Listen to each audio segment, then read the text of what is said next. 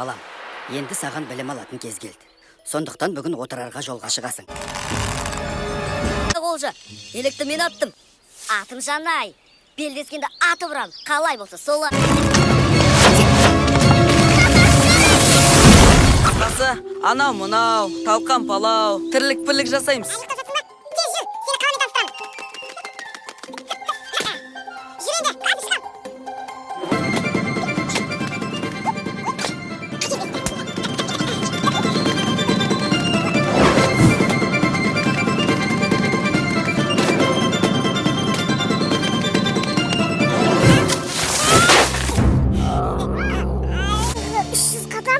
Бұрыштама өлшеміз 25. Атыңдар. Биттен ақылдың күшті екенін енді түсіндім.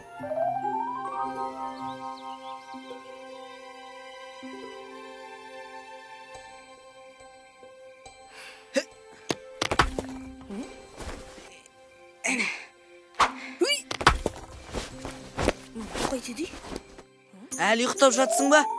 Тез жүр, сені қаламен таныстырамын.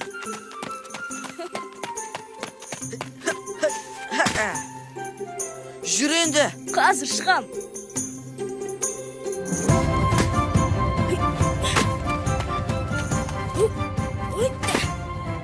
Әкел бесті.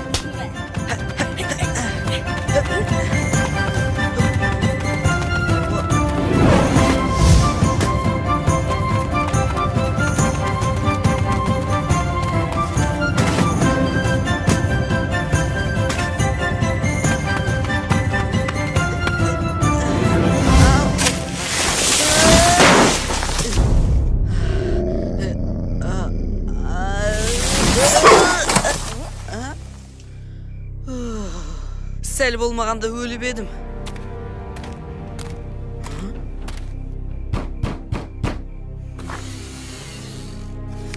Міне, кітаптың сызбасы бар бетін жыртып алдым. Өте жақсы.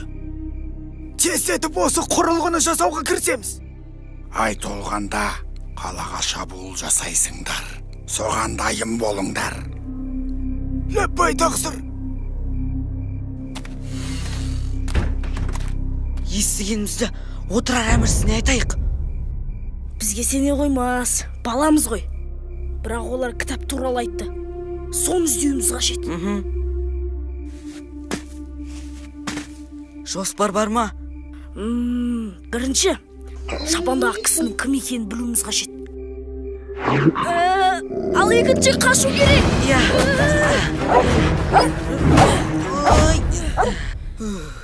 Әрең құтылдық қой. Үшіншіне? Үшінші, шапандағы кісіні жоғалтып алмау. Кеттік.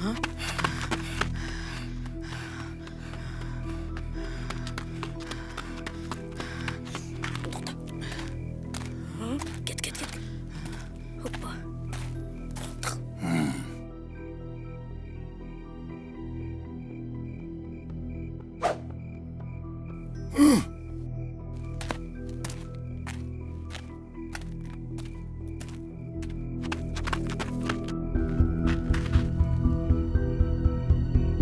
Бұл кім болды екен? Білмедім. Хан сарайына кірді. Хан сарайы? Керемет!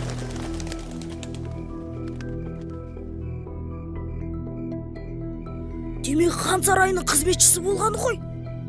Енді не істейміз?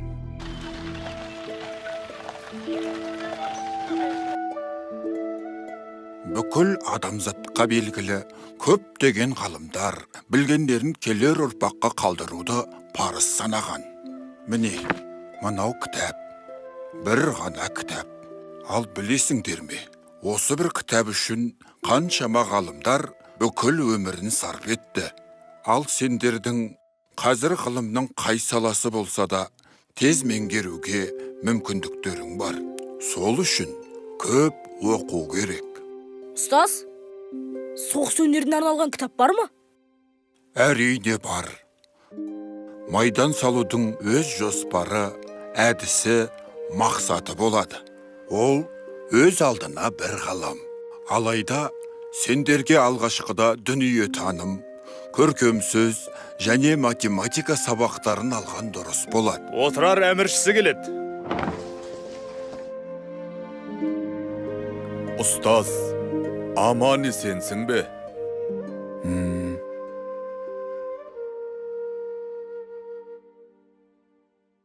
Әл-Фараби айтқандай, тәрбиелі білімді азамат, кемел мемлекеттің қазығы. Сондықтан білім ордасына алтынмен 1000 теңге бөлем.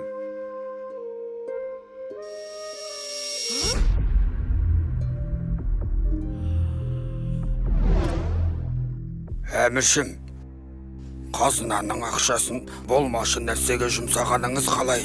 Одан көрі сарайыңыздың қамын ойлағаныңыз дұрыс болар. Жоқ, сарай күте тұрады. Алла разы болсын, әміршім. Жанай, біз соғыс өнеріне арналған кітапты табуымыз керек. Оны қайдан табамыз? Кітапханадан. Кеттік.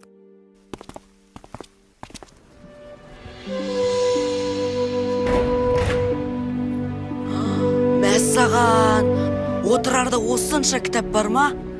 Адамзаттың бар қазынасы осында. Әй, сен де қағаздарды қазына деп, бірақ жұрттар отырар кітапханасы деп шулап жүреді. Соны түсінбедім. Енді мынаның арасынан кітабыңды қалай табамыз? Қазір. Міне, мынау біз деген кітап. Дәл өзі. Соғыс өнері жөнінде. Сендей қиялшыл баланы бірінші рет көруім. Кітаппен емес, қолмен соғысу керек. Мына жердің парағы жыртылған. Шауға ол үшін керек болды екен. Біреу қағаздан қайық жасап ойнаған шығар. Қане, келесі бетті көрейік.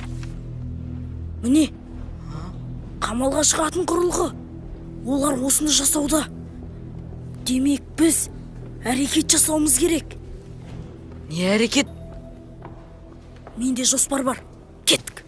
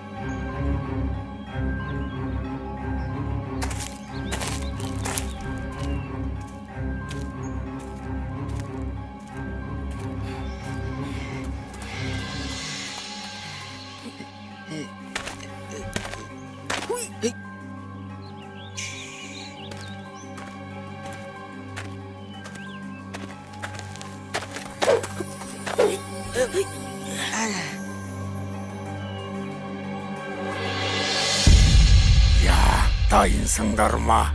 Бәрі дайын. Сырдарияның бойындағы тоғайда. Қалың қол сақадай сай тұр. Күзетшілерді аластаған соң, от жағып белгі берем. Қалаға басып кіріңдер. Ләппай тақсыр. Жүр. Уақыт болды, қақпаны жаба беріңдер.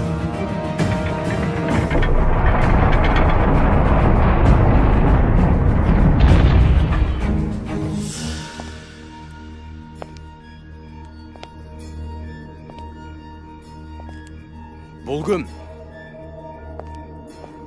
Әжей, түнделетіп не ағып жүрсіз? Сендердің жұмыстарың ауыр ғой балам.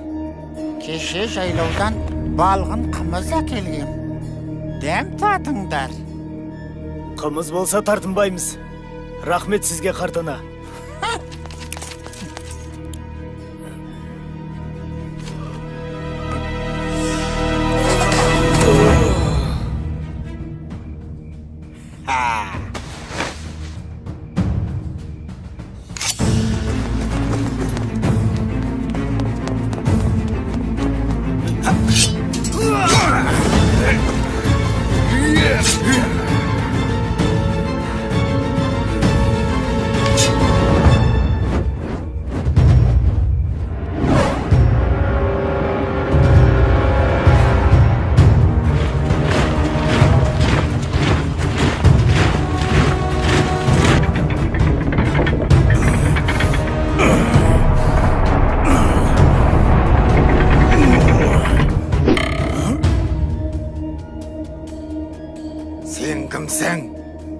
кім екенімді тапшы қане. Ей, сен менімен жасырынбақ ойнайын дедің бе? Онда біліп ал, мен сендей сатқынды жазалауға келген Жебірейілмін.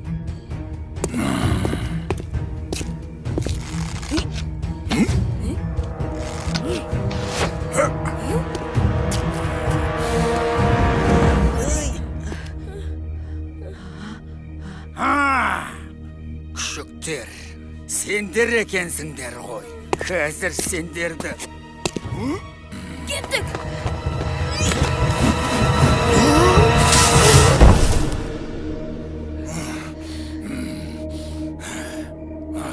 Терлеріңді тірідей сыпырамын. Жанай, тез дабыл қақ.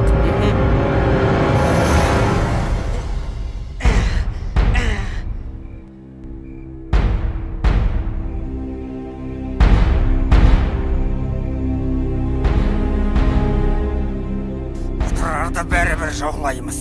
Бұл шақырға мен әмірші боламын. Бастарыңды алмасын десеңдер, мені тез босатыңдар. Кәне, босатыңдар.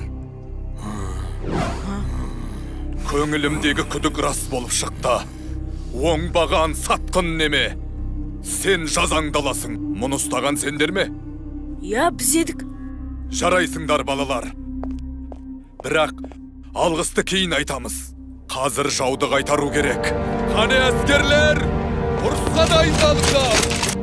Жауды қақпаға жақындатушы болмаңдар.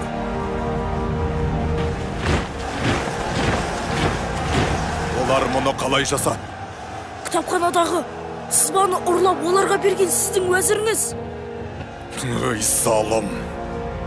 Әміршім, біздің оған қарсы жоспарымыз бар. Ол қандай жоспар? Қашықтығы 300 қадам, бұрыштама өлшемі 25. Атыңдар!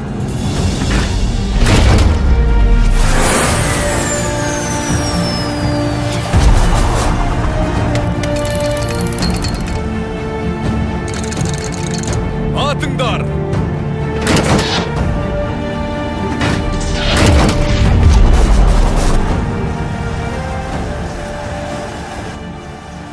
Айбол, білектен ақылдың күшті екенін енді түсіндім. Сол үшін саған рахмет. Қалай, кітапқа шұқшия отыруға дайынсың ба? Иә. Осылай отырар қаласы жауға 6 ай бойы берілмей қарсылық көрсетті. Екі кішкентай балалардың тапқырлығы мен қырағылығы жау әскерінің бетін қайтарып, жеңіске жол ашты.